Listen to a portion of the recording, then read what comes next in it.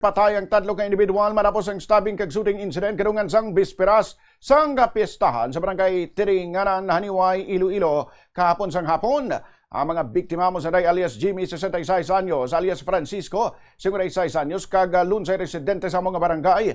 Samtang ang suspect naman sa pagpamuno nga gimbawian man sang kabuhi nga si alias Doydoy, 32 anyos, residente sang barangay Pangilihan, Haniway. Ginkilala ang suspect sa pagpanglutang nga si alias Alejandro, 56 anyos, mangunguma kag residente sang Tiringanan, Haniway, kagyara na subong sa kustodiya sang Haniway Municipal Police Station. Sa interview sang Bombo Radio kay Iloilo Police Provincial Office spokesperson, Police Lieutenant Colonel Rolando Aranio, yagin pahay nga samtang nagapungko si alias Jimmy, ginpalapitan ini kag ginbuno ni alias Dodoy.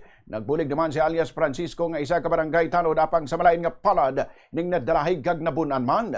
Gilayon naman nga nagabot si alias Alejandro kag ginlutang si alias Dodoy. Ginalantaw karon ang daan nga hilagut-ano ng rason sa among krimen. Bisan may testigo, hugot naman nga ginapanginwalag sang suspect nga si Alejandro ang alegasyon batok sa iya. Natalan naman ini nga ipaidalom sa paraffin test. Buno yan ang isa naton dira ka suspect, which nga nagtuga ini dayon sang grappling, no? Sang nagagrappling nga na ini ang suspect kag ang una naton nga biktima, nagtambag ining aton sining isa ka biktima nga barangay tanod dira kag ginbuno ni isang aton nga suspect.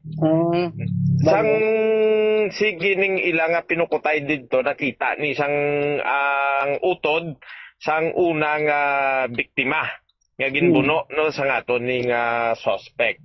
So sang nakita ni nga nagano nagi-attempt ni tani no nga mag pasipay, but na ano man ini siya no, na pilasan man ni ka aton nga suspect. Amo na to dahil ang rason nga nagigabot sa sang iyang armas kag ginlutang niya ni ang suspect nga nagpangbuno una.